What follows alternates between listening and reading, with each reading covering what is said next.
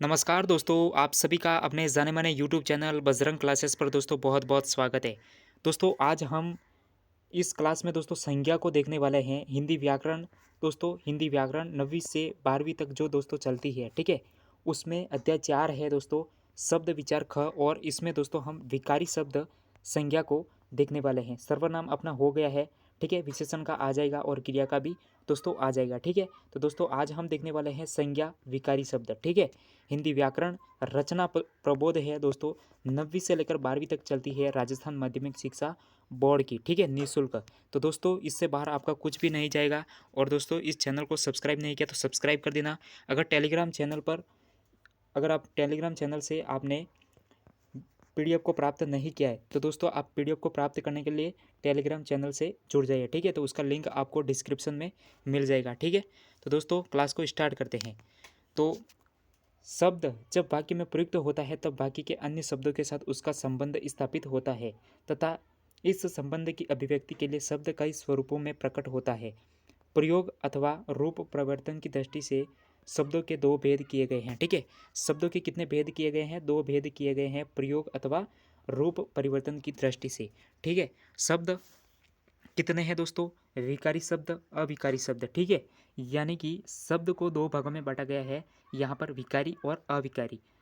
विकारी में संज्ञा, सर्वनाम, विशेषण, क्रिया, ठीक है? ये हो जाएगा। अविकारी में क्रिया विशेषण, समुच्चय बोधक, संबंध बोधक, विस्मादि बोधक, ठीक है? तो आज हम देखने वाले हैं संज्ञा, ठीक है? विकारी शब्द संज्ञा को देखने वाले हैं। तो संज्ञा का यहाँ पर हम शब्द वगैरह सबसे पहले देखेंगे, ठीक है? उसके बाद इसके जो भेद है उनको देखेंगे। साधारण शब्दों में नाम को ही संज्ञा कहते हैं। जैसे राम ने आगरा में ताजमहल की सुंदरता देखी। इस वाक्य में हम पाते हैं कि राम एक व्यक्ति का नाम है, ठीक है? आगरा स्थान का नाम है और ताजमहल एक वस्तु का नाम है तथा सुंदरता एक गुण का नाम है। इस प्रकार ये चारों क्रमशः व्यक्ति, स्थान, वस्तु और भाव के नाम है, अतः ये चारों संज्ञाएं हुई। यानी कि दोस्तों आपने क्या समझा? साधारण शब्दों में नाम को ही संज्ञा कहते हैं, ठीक है? जैसे राम ने आगरा में ताजमहल की सुंदरता देखी, ठीक है? इस वाक्य में हम पाते हैं कि राम एक व्यक्ति का नाम है, आगरा स्थान का नाम है, ताजमहल एक वस्तु का नाम है और सुंदरता एक गुण का नाम है, ठीक है? इस प्रकार ये चारों क्रमशः व्यक्ति, स्थान, वस्तु और भाव के नाम है, अतः ये चारों संज्ञाएं हुई, ठीक है? परिभाषा, संज्ञा की परिभाषा क्या हो सकती है? तो दोस्तों यहाँ पर किसी प्राणी, स्थान, वस्तु, भाव के नाम का बोध कराने वाले शब्द संज्ञा कहलाते हैं, ठीक है? ये संज्ञा की परिभाषा है हिंदी व्याकरण रचना प्रबोध की, ठीक है? किसी प्राणी, स्थान, वस्तु तथा भाव के नाम का बोध कराने वाले शब्द यहाँ पर संज्ञा कहलाते हैं, ठीक है? संज्ञा के भेद कितने होते हैं? कई बार एग्जाम में आ चुका है, सीधा सा प्रश्न पूछ लेता है, ठीक है? बिल्कुल सरल। विद्यार्थी क्या करते हैं, डीपली पढ़ के जाते हैं, लेकिन यहाँ पर सरल सा भी प्रश्न पूछ लिया जाता है। संज्ञा के मुख्य रूप से कितने भेद होते हैं? 3। व्यक्तिवाचक संज्ञा, जातिवाचक संज्ञा, भाववाचक संज्ञा, ठीक है? यहाँ पर मुख्य रूप से बात कर रहा है तो दोस्तों 3 होते हैं, ठीक है? व्यक्तिवाचक संज्ञा सबसे पहले। तो जिस संज्ञा शब्द से एक व्यक्ति, वस्तु, स्थान के नाम का बोध हो उसे व्यक्तिवाचक संज्ञा कहते हैं। व्यक्तिवाचक संज्ञा विशेष का बोध कराती है, सामान्य का नहीं। प्राय व्यक्तिवाचक संज्ञा में व्यक्तियों, देशों, शहरों, नदियों, पर्वतों, त्योहारों, पुस्तकों, दिशाओं, समाचार पत्रों, दिनों, महीनों आदि के नाम आते हैं, ठीक है? तो ये व्यक्तिवाचक संज्ञा है। इसमें देशों, शहरों, नदियों, पर्वतों, त्योहारों, पुस्तकों, दिशाओं, समाचार पत्रों, दिनों, महीनों आदि के नाम आते हैं, वो व्यक्तिवाचक संज्ञा होती है, ठीक है? यहाँ पर हम जातिवाचक संज्ञा, जातिवाचक संज्ञा जो दूसरा भेद है उसको देखते हैं। जिस संज्ञा शब्द से किसी जाति के संपूर्ण प्राणियों, ठीक है, वस्तुओं, स्थानों आदि का बोध हो उसे जातिवाचक संज्ञा कहते हैं। गाय, आदमी, पुस्तक, नदी आदि शब्द अपनी पूरी जाति का बोध कराते हैं, इसलिए जातिवाचक संज्ञा कहलाते हैं, ठीक है? प्राय जातिवाचक संज्ञा में वस्तुओं, पशु, पक्षियों, फल फूल, धातुओं, ठीक है, व्यवसाय संबंधित व्यक्तियों, नगर, शहर, गांव, परिवार, भीड़ जैसे समूहवाची शब्दों के नाम आते हैं, वो जातिवाचक संज्ञा होती है, ठीक है?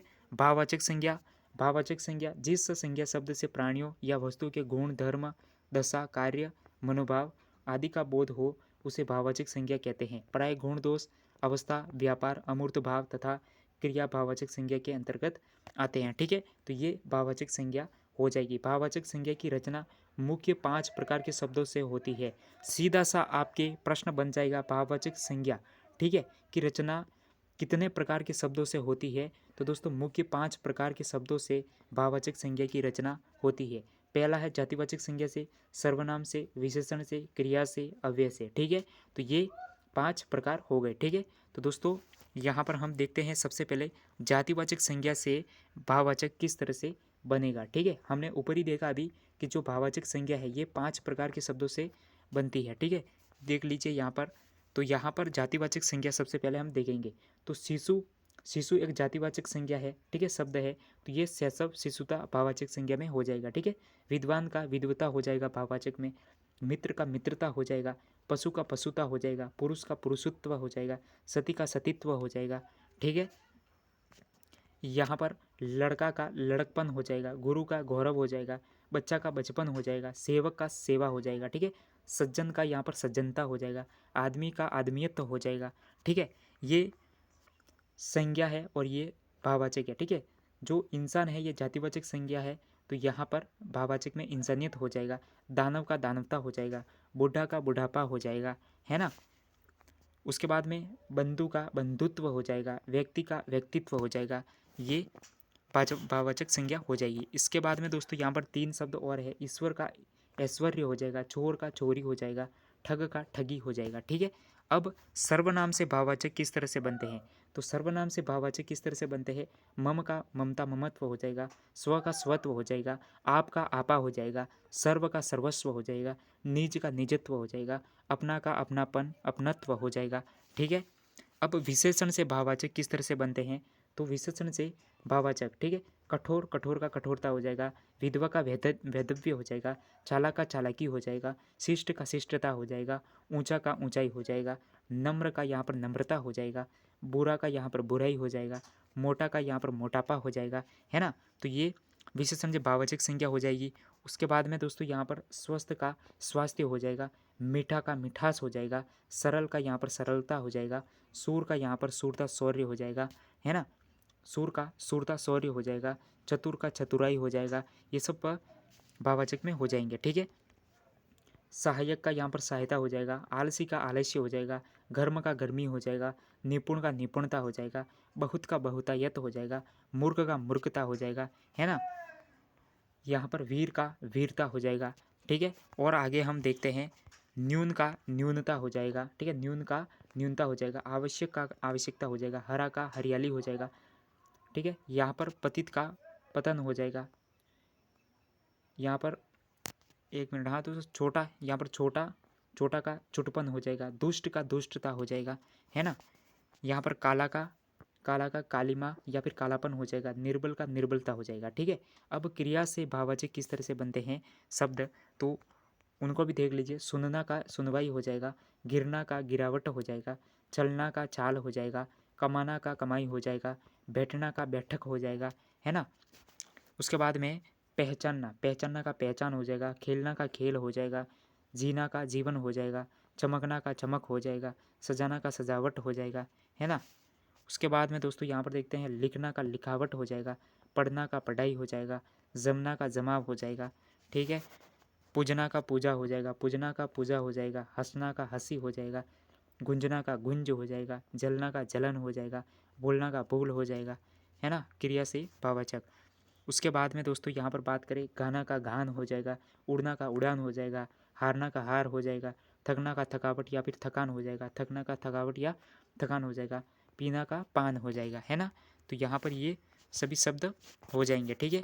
उसके बाद में दोस्तों यहाँ पर अव्यय से किस तरह से भाववाचक बनेंगे, तो ये तो दोस्तों क्रिया से बिकना से बिक्री हो जाएगा। अव्यय से भाववाचक संज्ञा किस तरह से बनती है, ठीक है। तो यहाँ पर दूर का दूरी हो जाएगा, ऊपर का ऊपरी हो जाएगा, दिक का धिक्कार हो जाएगा, शीघ्र का शीघ्रता हो जाएगा, मना का मनाही हो जाएगा, निकट का निकटता हो जाएगा, ठीक है। और आगे हम देखते हैं।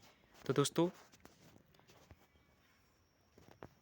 यहाँ पर धिक्कार का धिक्री, मना का मनाही, निकट का निकटता, और नीचा का यहाँ पर दोस्त नीचे का नीचा ही हो जाएगा, और समीप का यहाँ पर सामीप्य हो जाएगा। तो दोस्तों आज हमने अव्यय से किस तरह से भाववाचक संज्ञा बनती है, ठीक है, उसके उसके बाद में उससे पहले दोस्तों हम क्रिया से भाववाचक किस तरह से बनती है, फिर हमने देखा था दोस्तों यहाँ पर विशेषण से भाववाचक संज्ञा, ठीक है, सर्वनाम से भाववाचक संज्ञा, और दोस्तों हमने देखा यहाँ पर जातिवाचक से भाववाचक संज्ञा किस तरह से बनती है। तो दोस्तों हमने तीनों भेद भी देख लिए, साथ ही दोस्तों संज्ञा की परिभाषा वगैरह भी देख ली। तो दोस्तों इससे बाहर आपका कुछ भी नहीं जाएगा, इन शब्दों को आप ज़रूर पढ़ लेना, बार बार एग्जाम में आते रहते हैं, ठीक है। थैंक यू फॉर वॉच दोस्तों, चैनल पर नए तो चैनल को सब्सक्राइब लाइक शेयर जरूर करना।